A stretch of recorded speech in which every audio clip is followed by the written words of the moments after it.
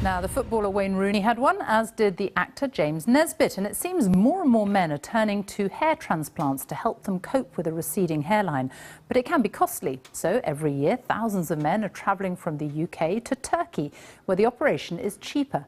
But how effective is it? Tiffany Sweeney followed one man from Middlesbrough to Istanbul as he underwent the long operation.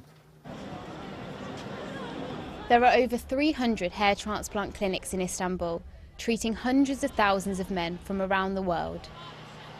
One agency told us inquiries from the UK about hair transplants in Turkey have almost doubled in the last 2 years. Hi, nice to meet you. I'm Tiffany. Paul is one of those men. He's decided to go under the knife at the age of 26. You'll constantly see me doing this all night. Paul works at a supermarket warehouse in Middlesbrough, and he saved £1,400 for his transplant. That's around 4 times cheaper than having the same operation done in the UK. I hear hiding it, I hear flicking it across all the time. Why do you feel you have to do something about it though? It's just confidence. But like any cosmetic surgery, hair transplants can go wrong. Jerry had 2 operations in the UK, but neither worked, and some of the transplanted hair didn't grow.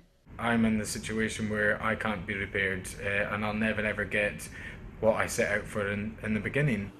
What do you think? It's quite worrying, actually. At the Turkish clinic, Paul will be awake for this 8-hour operation.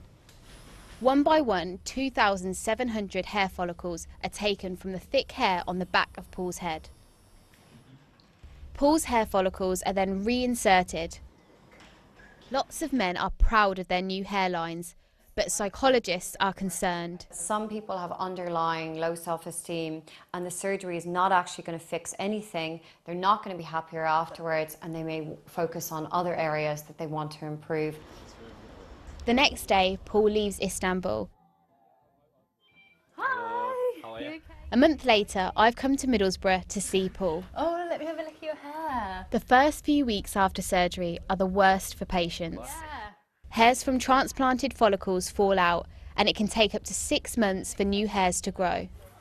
I might go back for another one, actually, depending on how this turns out. You're thinking of going back already? Hardly bald in the middle here, but from looking in the mirror now, it is a bit light.